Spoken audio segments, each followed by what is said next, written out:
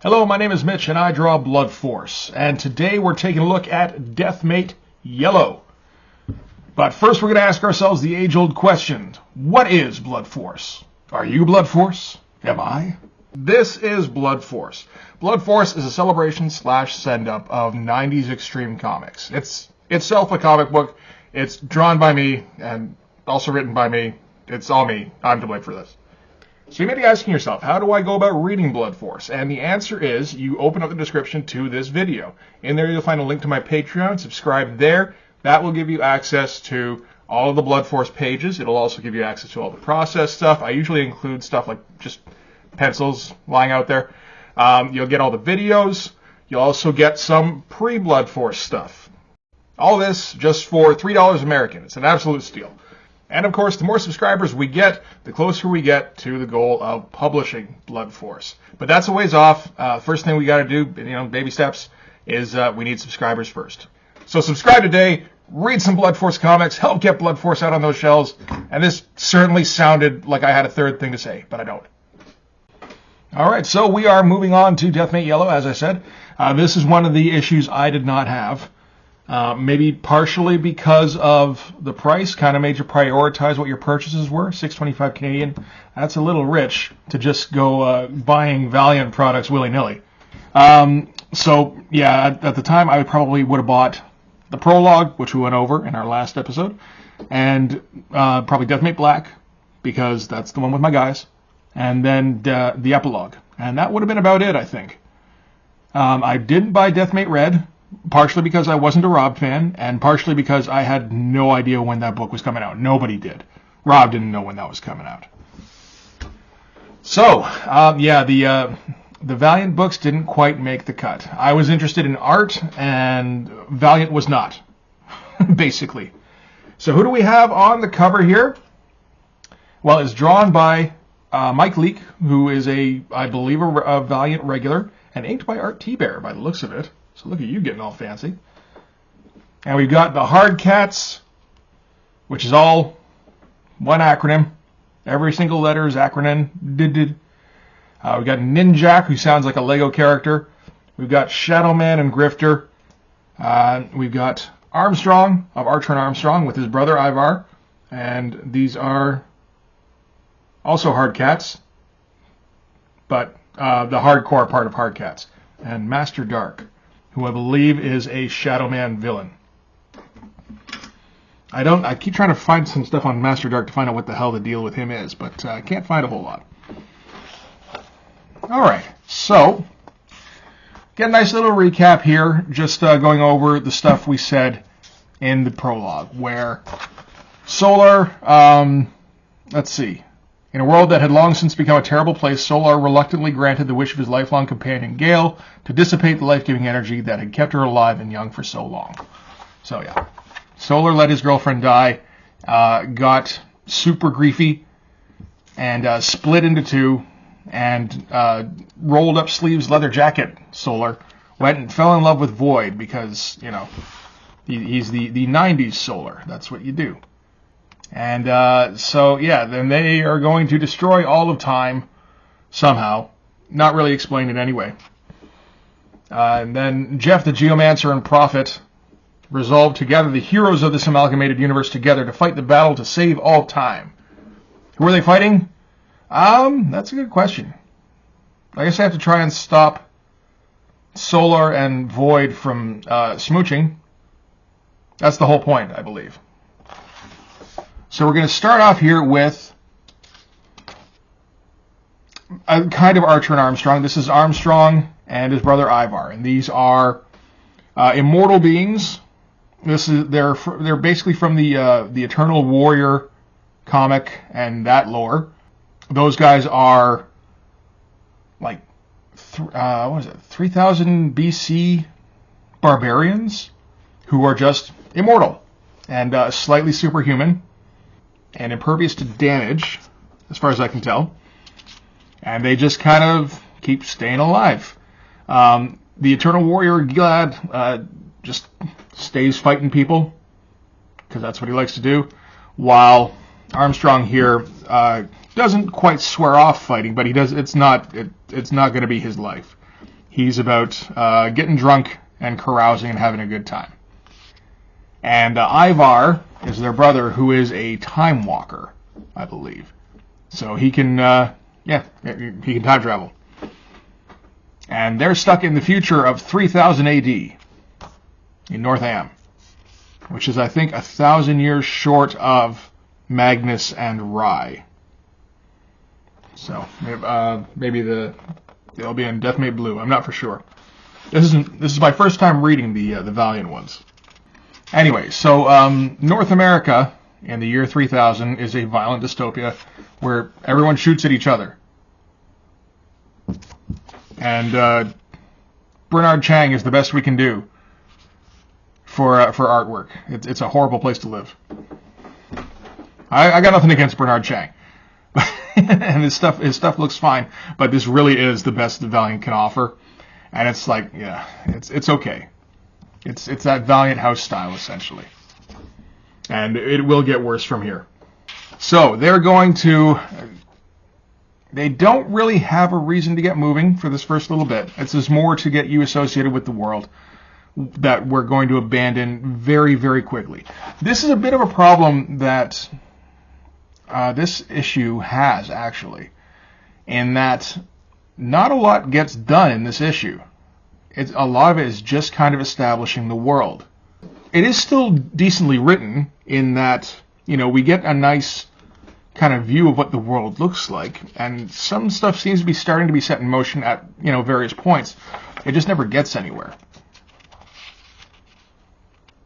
So they go to the subway, they get jumped by gangsters, they get shot at, they run away, and Ivar and his time-walking ways get them away from the gangsters. That's all this first 4 pages here. 3 pages.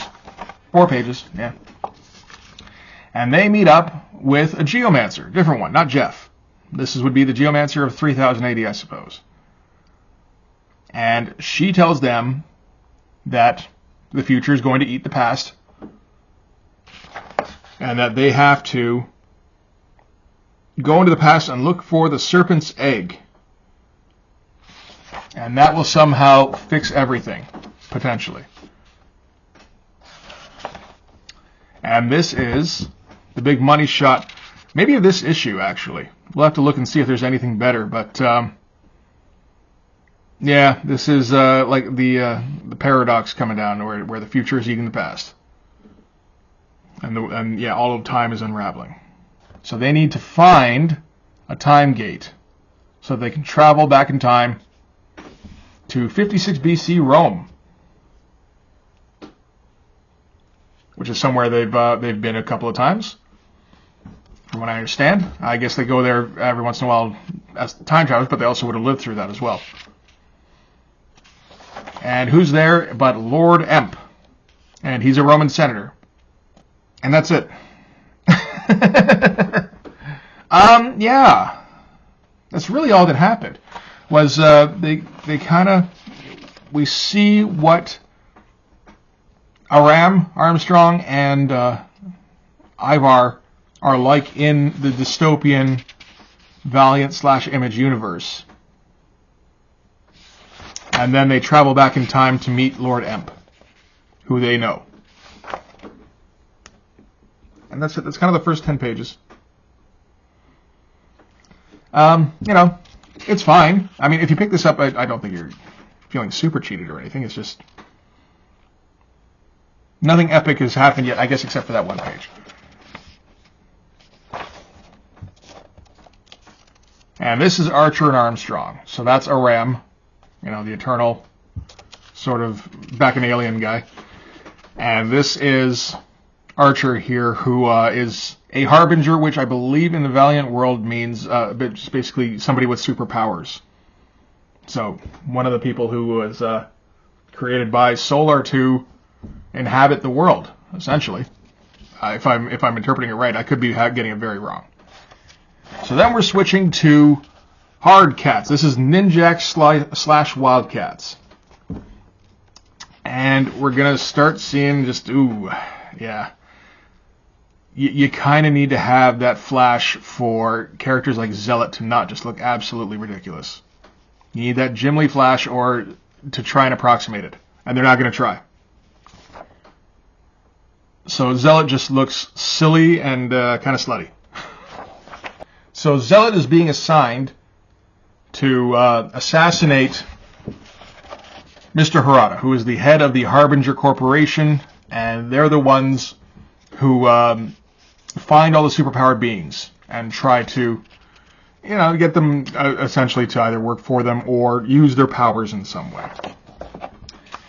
And now we've got Master Dark, and it turns out he is the one who is influencing the Hardcats to assassinate Harada. Okay. And they don't do a very good version of Pike here, but they don't do a very good version of any of the Image guys, really. They all come out looking fairly weak. At least with the Valiant guys, you're kind of used to them looking like that. They're designed by these guys, right? So it makes sense to you when they look like that. When Pike shows up looking like this, it's it doesn't quite cut it. So, Ninjak, the LEGO character, has discovered the plot to assassinate Mr. Harada. And he's going to capture Zealot. That's the whole point. She breaks into the the Harbinger headquarters, and Ninjak kind of, gets her off her guard before confronting her. And it turns out he knows her. They were lovers in, where was it? Knossos, some time ago. And now they're going to confront each other. And Ninjak's going to act like he believes that because they were lovers at one time... Oh, that is supposed to be... Oh, that's colored. That's not a very good tangent. Oh, well. Because they were lovers at one time, she'll hold back. She goes, no, I won't. And she ends up gutting him here. Theoretically. And none of this art looks super impressive, but you can see everything that's going on. That does look pretty fucking goofy. But this is the Valiant House style, right? It's not supposed to look good. It's just supposed to be easy to understand. I get that. I guess that's the idea. I think this is about as bad as the art in this gets, is this particular Zealot sequence. So Zealot climbs up into the access tunnel, where she gets trapped, because it turns out that Ninjak actually discovered the access tunnel leading to Toyo Harada's office a while back, and he had a trap tunnel constructed that he could herd her into. And he was wearing Kevlar with some blood packs. He's actually fine. And so all this makes sense, and this has all been, kind of A leads to B leads to C kind of thing. And now he's just going to leave Zealot there while they get out of there. And that's it for that one. That is it for that one. So that was fairly well done. Who's the writer on that? Jorge Gonzalez. It's fine. It's a little, it's just a little story. Very little. We don't really know what Harada's doing in this world. We don't understand the Hardcats' role in it. Well, Hardcats is... No. Sorry, I thought the hardcore guys were employees of Harada. But that is not the case. At least not in this, I don't believe. They're run by some dude in a suit. He was the guy who told Zealot to take out Harada, I believe. So this guy here, which is Hydric. I'm not sure who he works for, to be honest. I mean, Master Dark is pulling the strings on him, but something. There's some disconnect there. I'm not sure who he's supposed to be working for. I don't know. Think about it. I think they are still supposed to work for Harada, because I believe these are Harbinger outfits or variations on them. I don't know. I don't know enough about it, and they don't have time to explain anything. So we're moving on to the Hardcats, which is basically the hardcore plus Spartan and Zealot. And this is written by David Michelini, so this little bit at least ought to be pretty decent. And drawn by Mike Leake, who's the guy who did the cover. And this is a step back up from where we were in the last sequence, at least. So, the hard cats get trapped in the sewers underneath the Harada Tower, beneath the streets of Manhattan, and they get ambushed by somebody. Yeah, they really don't say who these guys are. I assume this is Harada's security. Oh, these are these the Armorines? Maybe.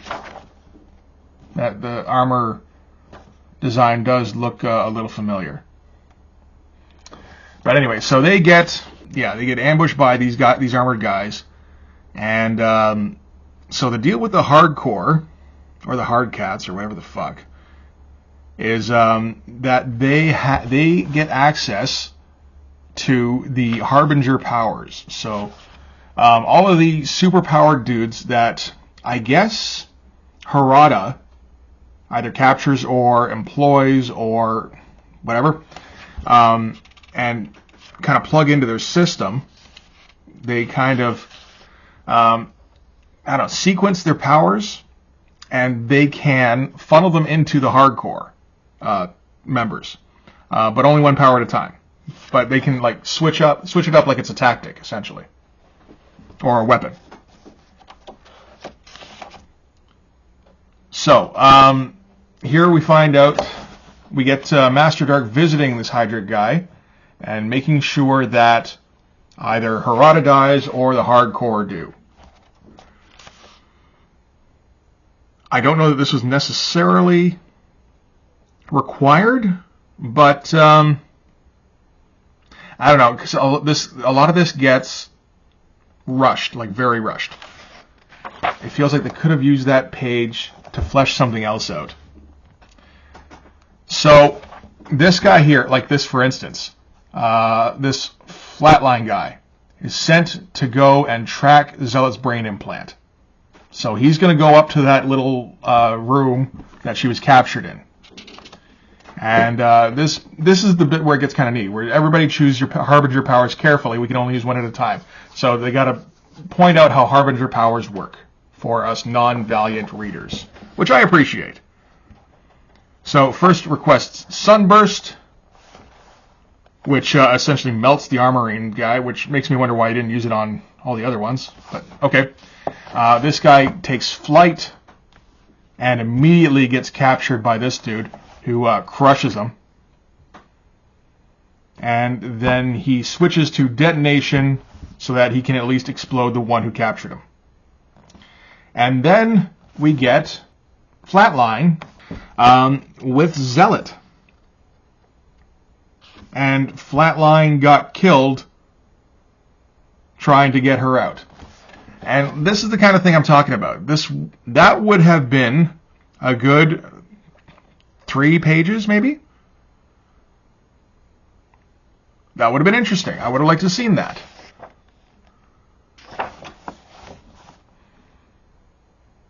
And so Spartan is going to take his anger out, not very impressively, on this Armorine. Like that. Oh man, you can see how many of these panels. Like I don't know how easy it would be to make these panels more interesting looking, but that's not the Valiant style. And he gets grabbed by Big Boy, who is the Harada's chief enforcer, and ripped apart in, again, just an unimpressive panel. It all looks plausible, and maybe that's the point. But no, you can just imagine how this panel would have looked if drawn by Jim Lee, if drawn by Mark Silvestri. I can think of a couple issues of Wolverine that looked like this, actually, with Albert. With Rob Liefeld. I mean, you can just imagine how it would have looked. And instead, this is kind of what we're stuck with. But, you know, if this was the image version, this would have been a page, or most of a page. And this thing would have had to have been like 130 pages long. And it probably would have ended up being like $15. Some people would have paid for it, but not everybody. Not nearly as many as did, I suppose. So this guy is invulnerable to bullets, at least, and super strong, obviously. He grabs this guy who's one of the last of the Hard Cats members And this guy selects Ghost Mode so that he can travel inside him, followed by Ultra Mass, which is, I suppose, pretty much invulnerability. And that's actually kind of a cool shot with the mass all of a sudden appearing inside of him and, like, all the blood and muscle kind of bubbling through his pores. That's pretty good. Still could have been done a little bit better, but this is one of the better images in the book, I'd say. And so the leader here, or the guy who's left in command at least, this is Shakespeare, is like, okay, we got to abort. And I like the plan to abort. The abort plan is shit us all to invulnerability and we're getting the fuck out of here. Because invulnerability is useful in all situations, I would imagine, in an assault situation, but not as useful as a lot of the attack powers might be. But then again, they use shields here a lot of the time, and it's like, well, you know what? If you used invulnerability, you wouldn't really need that. And then you're not open from the side. That didn't get used or anything, but still, it's just kind of a little quibble, I suppose. Anyway, Hydra shows up. This is at the Hardcats headquarters, I suppose, and they're not allowed to abort. So he fries this particular member, whose name is Softcore, and she's kind of there, like Mother One. She's sort of supervising the mission, and she's the one who's providing them with powers. And so, since she didn't download the invulnerability, Shakespeare here gets shot, and he's left with the last power he had, which is Stun Ram, which is enough to knock dudes over anyway and destroy the wall here. So he says, why don't, Zealot, you and me, we're getting out of here. And Zealot's like, I just lost half a leg. And you're like, what? I mean, she did, right there. That's half her leg missing. When did that happen? I mean, Zealot hasn't even had any screen time since she got back. So I assume this was during the battle here somewhere. I guess she was fighting too. And, you'd think you'd include the Zealot shots, but I guess since this is a Valiant book, not so much. And again, this is another thing. We could have used another page or two focusing on Zealot, or at least partially on Zealot during the fight, and seeing how the hell her leg got so mangled. That could have been like a bit of a shock. Instead, it's more confusing than anything. And Zealot's going to stay behind and let this guy escape and fend off the rest of what's probably the Armorines. And Hydric monitors, and her screen just goes flatline. So we don't even see how she dies. Or if she dies. Seeing as how, there's going to be other issues, and there's going to be I'm just trying to think. I don't think that they come back, actually. I don't know if the Hardcats factor into anything else from here. And then we get back to Hardcats headquarters, which is at his house, I think. And he's about to put together another Hardcats team when the last surviving member shows up at his house and shoots him in the head. And that's the end of the Hardcats. So, again, not a bad little story, except for the parts where they completely left out some vital information. Or at least some information that would have made it a lot less jarring every once in a while. And now we're cutting to the Shadow Man. This is all Wildcat stuff, eh? Shadow Wildcats. Yeah, it's pretty much all of it, except for this, which is... No, this is Sergeant Armstrong and Wildcats. Oh, because of Emp. That's right. And Master Dark is sensing a disturbance in the Force. And he's bringing along... I don't know who this is. This is some sort of apprentice of his. And this is written by Bob Hall, who was the writer/artist, I believe, for Shadow Man.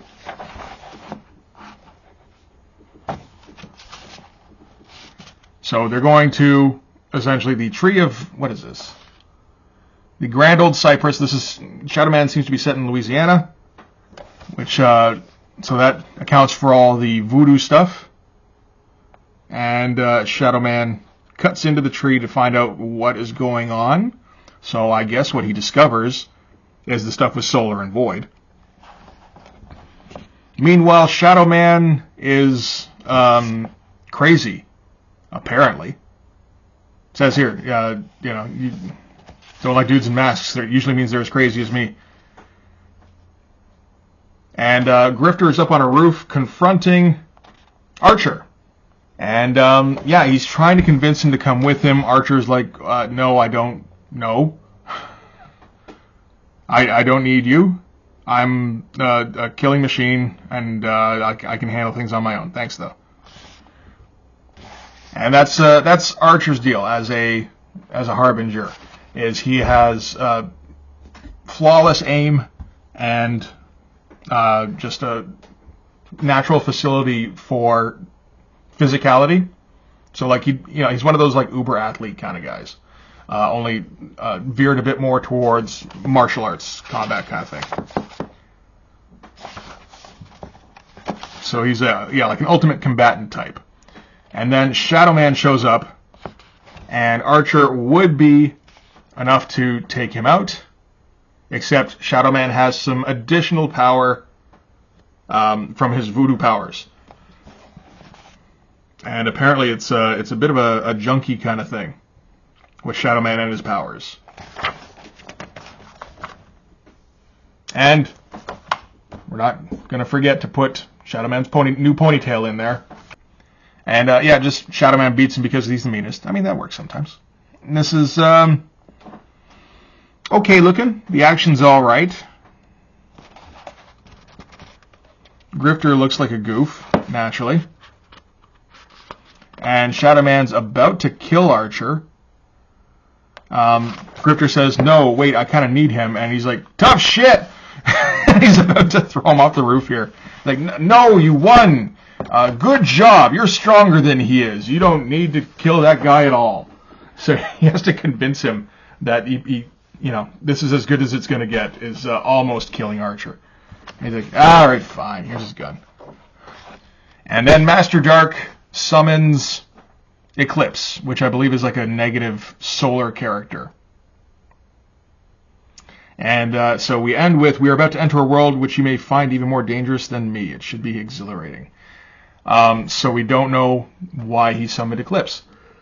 So, and that is it for this issue. A Shadow Man ad and a Rye ad, and then an ad for Deathmate Blue. We're not going to count on any of those Image Deathmates coming out. This is the one that has Brigade, though, so you know you want to read that one. I think I did have this one, actually. Deathmate Blue? Pretty sure I had the one with Brigade in it. Why did I have so much Brigade? It's so weird. Anyway, so yeah, not a lot got accomplished here. Armstrong and Ivar travel back to Rome and find Emp. That's it. They said here, the point is, Jeff and Prophet are resolved to gather the heroes of this amalgamated universe together to fight the battle to save all time. We didn't see Jeff and Prophet this entire issue. Zealot is gonna assassinate Harada and gets captured. That's it. Injet gets drawn by Joe Quesada, and it looks much better than when he's drawn by this guy. No surprise there. Hard Cats go to the same place to rescue Zealot and to kill Harada. They're mostly wiped out. The one guy who does survive kills the dude who was running Hard Cats. And that's it for the Harada stuff in this issue, too. So, I don't know, maybe in Deathmate Blue that gets elaborated on. I can't remember what happens in Deathmate Blue. And then Master Dark, probably figured out what was going on with Solar and Void, but the comic didn't tell us. And Grifter maybe recruited Archer to something, and Shadow Man beat the shit out of both of them. He beat the shit out of Archer and left. Yeah, nothing happened other than people met people, and then other people died. Yeah. That said, I mean, it's not bad story. It kind of looks like shit a lot of the time. Well, some of the time. It's mostly this one, mostly the Zealot one, which is a shame. That's the one that probably had some of the most potential. Yeah, the Bernard Chang stuff looks okay. The Hard Cat stuff looks decent. And decent's about as good as it gets. And who drew this one? Mark Moretti. Not good enough. Did somebody do the layouts on this one? Because they do that a lot. No, it doesn't look like it, so he did the layouts. Layouts aren't bad. Storytelling is decent. But the finished product, not good enough. This is poor man's Klaus Janson. Yeah. I don't know. I mean, nothing seemed essential there. Because, like, what's going to come out of this is if anything, is Armstrong and Aram and Ivar, basically all these characters who survived. So that one, those two, and him are going to end up at a place. And we're going to go, oh man, I needed to know how those two met. And no, you don't. Doesn't matter. This is the alternate universe. It doesn't matter how they met. They're together now, and they got to do things. It's the doing things that's important. But we seem to have kind of lost track of that a bit. Anyway, next time, we're going to focus even less on story, but maybe things will happen? I don't know. It's Deathmate Black. We'll do that one. I'm sure that will be enthralling. This is kind of a mess. Oh well. Maybe the next one's better. If you like this video, please hit like, hit subscribe, hit the notifications, so that you know when Deathmate Black's coming. Deathmate Black's going to be one of the good ones. Probably. No, it's not. Go over to my Twitter. Follow me there. And then, more importantly, go over to my Patreon and subscribe, because that's where all these videos go first. So you can watch the whole Deathmate series right now if you were to subscribe. And then after you've done all that, and you go, Jesus Christ, what a mess that was, you can go and read the Blood Force comic, because it's sitting in there to be read. Everything that's done, all like 35 pages-ish, around there. And I'll see you guys in the next one for Deathmate Black. Thanks for watching. See you guys later. Bye-bye.